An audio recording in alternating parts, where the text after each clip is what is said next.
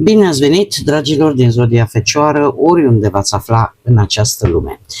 Ca de fiecare dată sunt încântată să vă am alături la o nouă lectură, de data aceasta un pic atipică. De ce?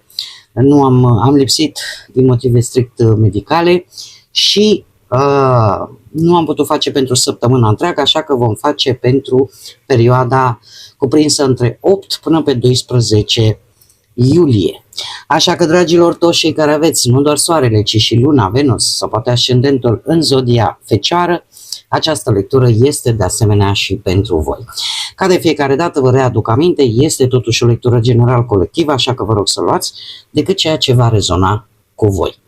De asemenea, vreau să le mulțumesc tuturor abonaților mei pentru răbdare, pentru înțelegere și pentru susținerea voastră în toată această perioadă când nu am putut publica. Așa că mii de mulțumiri tuturor, iar celor care sunteți noi pe acest canal vă urez bun venit, iar dacă la finalul acestei lecturi simțiți că ați rezonat sau pur și simplu v-a plăcut, nu uitați să vă abonați. În felul acesta nu veți pierde, este gratuit și nici nu veți pierde niciuna dintre lecturile mele. Bun, haideți să vedem ce este important de știut pentru voi în această scurtă perioadă cuprinsă între 8 și 12 iulie. Ce trebuie, dragii mei din Fecioară, să știe? Poate o vizită la dentist pentru unii dintre voi. Imediat o să le și dezvoltăm. Și o surpriză. Ceva la care nu vă așteptați. Încă o carte, te rog. Da, dragilor, această perioadă poate avea legătură la propriu cu ceva, cu stomatologia, vreo vizită pe la dentist, pe la stomatolog, un control poate de rutină sau o clarificare. Pe de altă parte, trecând de acest subiect, putem vorbi de o schimbare. O schimbare care eu aș spune că într-un fel sau altul trebuia să aibă loc. O schimbare care pe voi vă va lua prin surprindere, poate vă va face să vă simțiți un pic vulnerabili, situații care vă pot scoate un pic din zona voastră de confort și care totuși cărora voi va trebui să le acordați o anumită atenție. Cumva posibil să simțiți că pierdeți un pic controlul vis-a-vis de o anumită situație, tocmai din cauza acestei surprize. Surpriza aceasta poate avea legătură cu o veste neașteptată, o revelație neașteptată. Putem vorbi atât de vești cât și de informații care ies la suprafață într-un mod foarte surprinzător.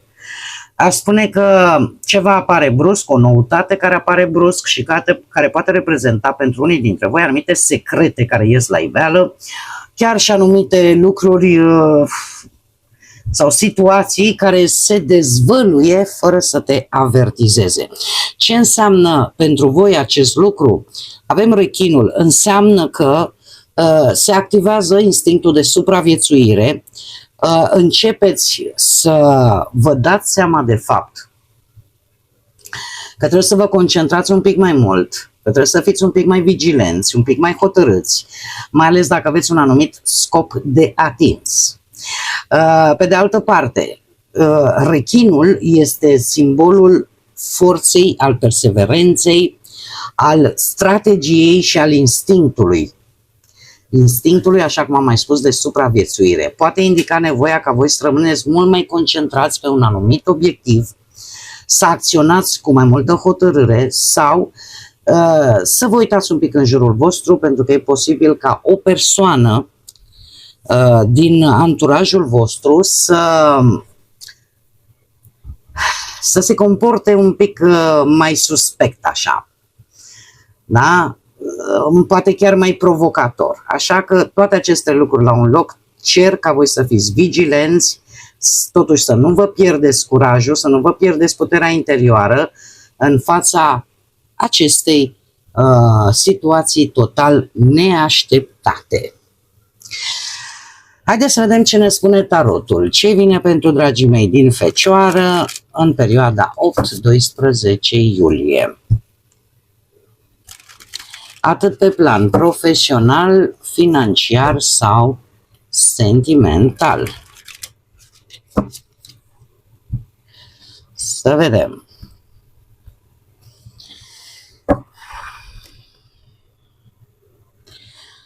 Și avem nebunul, avem un 2 de spade, avem marea preoteasă, 5 de spade, se vede aici rechinul, acea persoană care vă dă târcoale. Haideți să le și, aș spune că lucruri importante mai mult pe partea relației și pe partea muncii. Hai să le și clarificăm. Clarificăm, te rog, nebunul pentru dragii mei din Fecioară, perioada 8-12 iulie.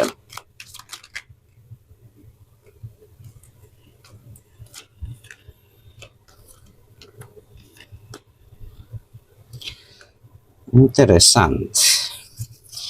Clarificăm 2 de spade. Clarificăm marea preoteasă.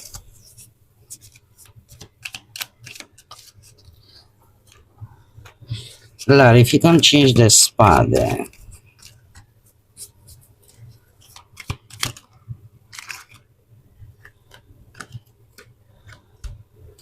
Și clarificăm surpriza perioadei.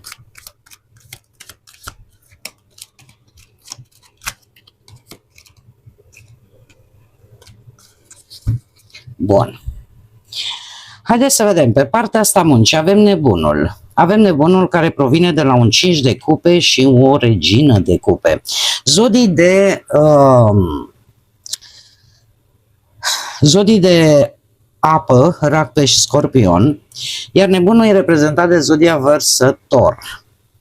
Poate că unii dintre voi aveți legătură directă prin harta voastră astrologică cu aceste zodii, prin, nu știu, Luna, Venus, dar în mod special poate ascendentul, nu e obligatoriu, dar cu atât mai mult dacă vă regăsiți cu aceste informații. Cert este că a fost o perioadă în care ați avut posibile dezamăgiri, posibile obstacole într-un anumit proiect profesional sau poate o colaborare care nu a mers cum voi v-ați fi așteptat, un partener de afaceri care nu a respectat o anumită înțelegere sau pur și simplu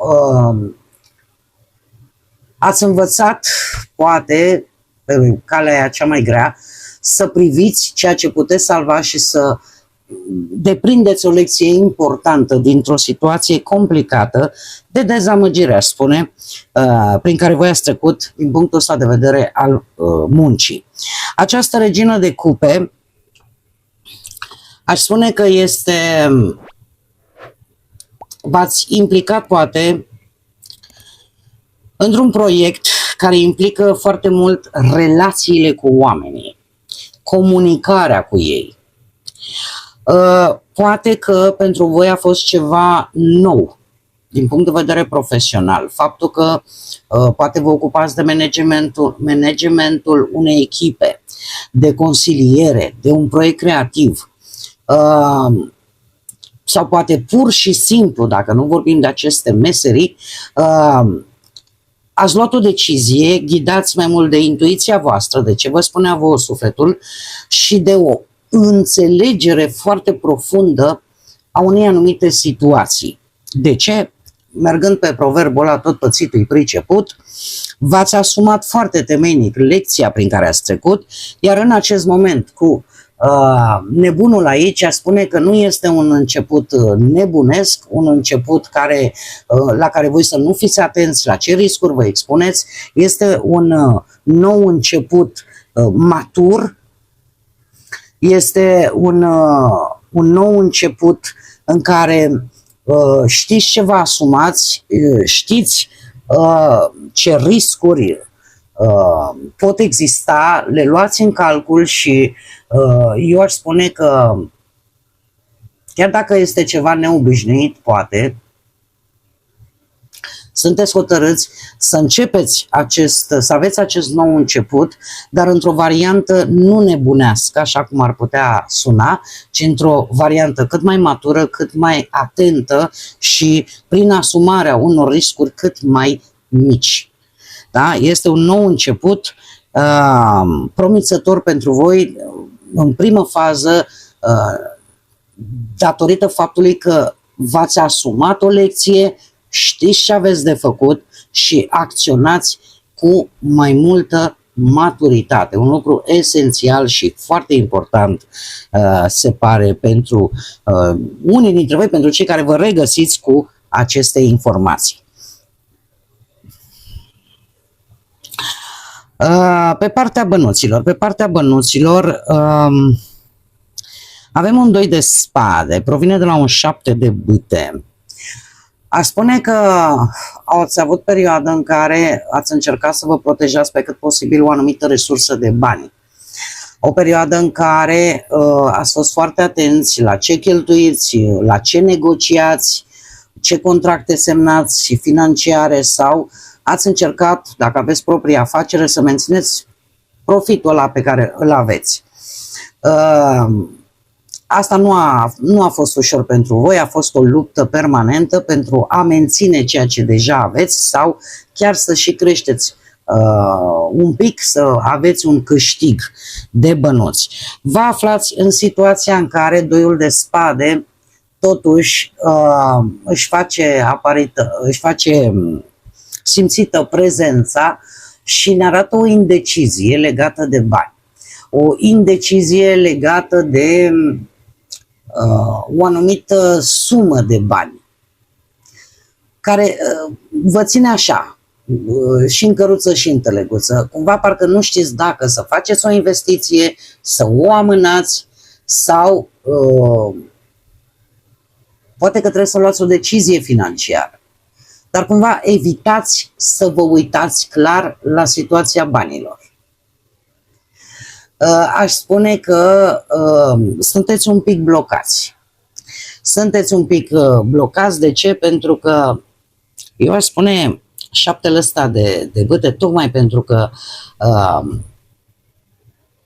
ați fost destul de atenți, ați încercat să vă protejați economiile, bănuții și dintr-o dată apare această decizie, apare această surpriză, ca să spunem așa, care indică, apare acest instinct de supraviețuire, da? În care ce fac? Mă arunc și dacă rămân fără bani. Și dacă apare această stare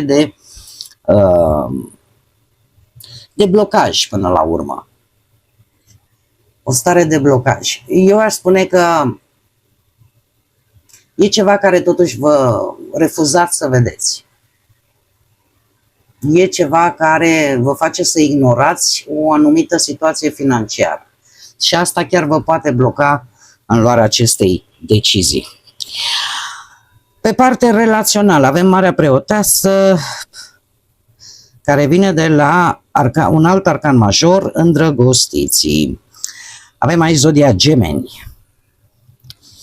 Zodia Gemeni și eu aș mai spune și cumva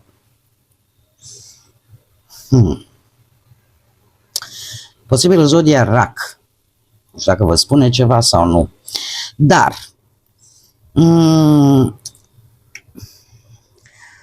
pentru cei care vă aflați într-o relație,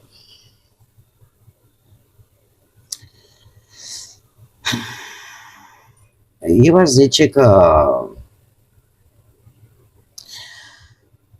în general relația voastră trebuie să fie construită foarte mult pe înțelegere și pe anumite valori comune. În general, se pare că ați avut discuții destul de deschise despre viitor, despre planuri în comun. Poate că chiar au fost gesturi concrete, ați petrecut timp împreună, posibil și un sprijin în luarea unor decizii, chiar și un mix, să spunem, de surprize. Totuși, lucruri care cu această Mare Preoteasă Eu aș spune că e o perioadă tare bună în care voi ar trebui să acordați un pic mai multă atenție, voi sau partenerul vis-a-vis de voi, mare atenție, pentru că vorbim totuși de două energii. Unul dintre voi va trebui să acorde, și probabil că va face acest lucru în această perioadă, mai multă atenție la ceea ce simte celălalt și nu doar la ceea ce spune. Pot apărea în felul acesta discuții foarte sincere și eu aș mai spune că relația voastră sau planul pe care voi îl aveți în comun poate începe să prindă viață. Dar este nevoie de această comunicare deschisă, de această observare a celuilalt. Pentru că de multe ori se întâmplă în cupluri ca unul să spună ceva, dar el de fapt în interiorul lui să simtă ori mai mult decât ceea ce spune, ori să simtă diferit față de ceea ce spune. Și este o bună perioadă în care pot avea loc aceste convorbiri, să le spunem, această comunicare la modul cel mai sincer, în care fiecare să încerce să-l înțeleagă pe celălalt, ceea ce își dorește cu adevărat și ceea ce spune că își dorește.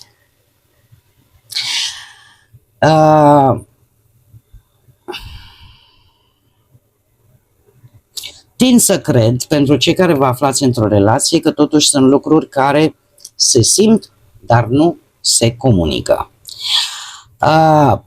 Cei care sunteți singuri, așa cum am mai spus, un 5 de spade și se vede aici, aceasta e cineva în jurul vostru care, nu știu dacă are legătură cu zodiile de aer, se repetă foarte mult aici zodiile de aer, Gemeni, Balanță sau Vărsător, este cineva care are o tentă foarte impulsivă și posibil să fie un personaj un pic bârfitor, așa, care nu poate să țină un secret, care are mania asta, poate că nu poate până la urmă, de a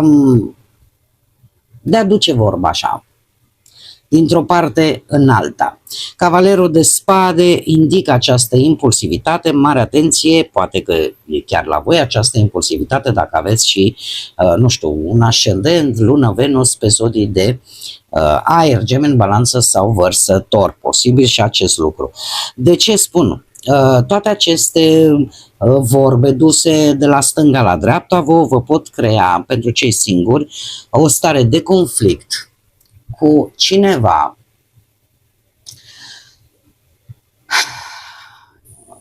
aș spune, e o persoană sau e o situație conflictuală care vă provoacă. Dar cred că singurul lucru bun din toată această provocare e acela că într-adevăr puteți vedea un adevăr. Un adevăr care posibil să vă dezamăgească. E vorba de cineva dintr-o relație trecută. E vorba de o persoană care intervine, ca să zic așa, în viața voastră actuală și e ceva care parcă se repetă. Un conflict care parcă nu se mai termină. Voi sunteți relativ singuri, dar există ceva din trecutul vostru, că e un personaj tind să cred că este, care parcă din când în când reapare și acest conflict se repetă la nesfârșit. E ca și cum ai zice, dom'le, și așa nu am nimic de câștigat, nici voi și nici persoana în cauză. Este ca luați-o ca pe o lecție de viață care vă provoacă să vedeți un adevăr, chiar dacă vă dezamăgește, dar în același timp vă provoacă să învățați o lecție importantă din acest eșec. Și să vă dați seama că există această tendință ca un conflict să se tot repete și să nu vă aducă absolut nimic. În afară de lecția în sine, nu există de fapt niciun câștig. E un preț care se plătește și aceasta este tensiune mentală, important la voi este lecția pe care voi trebuie să o învățați. Ce nu a mers? Vis-a-vis de această persoană, vis-a-vis poate de legătura cu această persoană, este vorba de maturizare aici. Uneori știți, câteodată e nevoie să pierzi ceva sau să te confrunți cu un adevăr pentru a putea învăța ceva și a merge mai departe. Surpriza e, și aici e iar interesant, foarte interesant. Surpriza pentru voi e un 7 de spade, provine de la un 7 de cupe și o regină de spade. Mare atenție în această perioadă. De ce? Se repetă încă o dată foarte mult zodiile de aer. Gemeni, Balanță sau Vărsător. Asta înseamnă că aceste zodii sunt răul de pe lume, nici pe departe. Dar posibil anumite energii din jurul vostru să aibă legătură cu aceste zodii. Această energie poate să fie, cum să zic eu,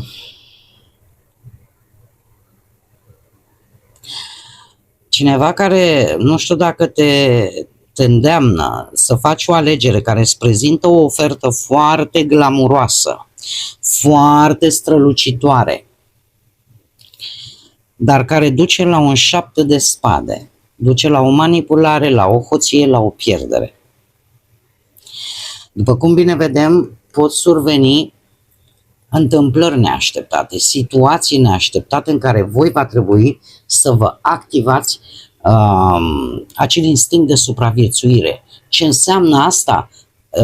Instinctul de supraviețuire e acela în care te simți amenințat de ceva, în care îți simți oarecum viața în pericol, mă refer la definiția în sine, da? Și atunci nu se activează adrenalina și facem lucruri nebănuite, la care nici măcar nu ne gândeam că suntem capabili să le facem. Asta ca și definiție, ca să mă fac cât mai bine înțeleasă.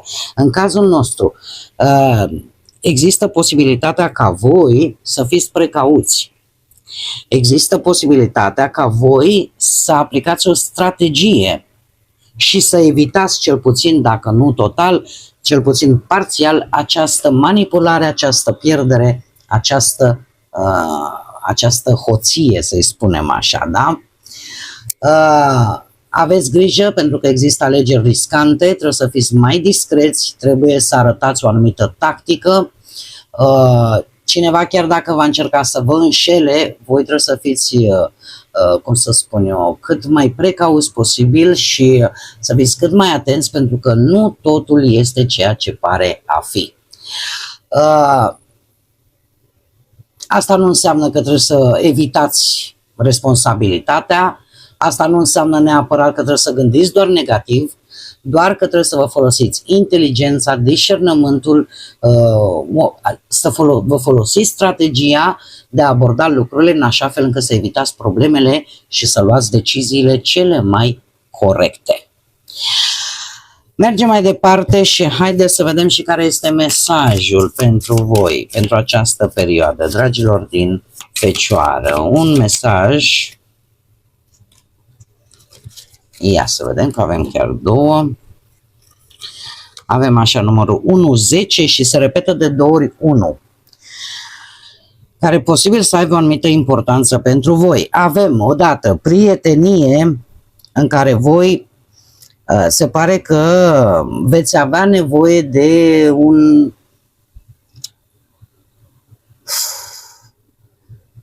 neapărat de un prieten, de o persoană de încredere lângă voi. Poate că această persoană există deja.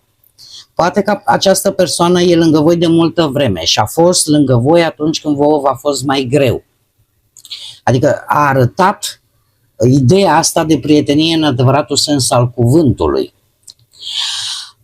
De asemenea, avem un nou început care pentru voi poate aduce lucruri bune în viața voastră, mai ales tind să cred pe partea asta profesională, dar probabil că nu numai. Trebuie să renunțați la toate blocajele mentale și pentru că, cum să spun eu, e destul pentru toată lumea. Nu trebuie să vă gândiți că dacă nu obțineți acum ceva, nu îl veți putea obține niciodată. Sau dacă să nu mergeți pe această energie negativistă. Cred că asta este de fapt ideea, pentru că sunt lucruri importante care vin în viața voastră și încercați să nu vă blocați, cel puțin la nivel mental, să nu vă blocați, pentru că asta vă ajută foarte mult în această perioadă. Bun, dragii mei, cam acestea au fost mesajele pentru voi. Eu încă o dată vă mulțumesc pentru răbdare, vă mulțumesc pentru atenția acordată, iar până data viitoare când ne vom reîntâlni la o nouă lectură, nu uitați, suflete frumoase, să gândiți înalt, să zburați înalt și desigur să lăsați ca pacea, liniștea, credința și iubirea să vă însoțească la fiecare pas.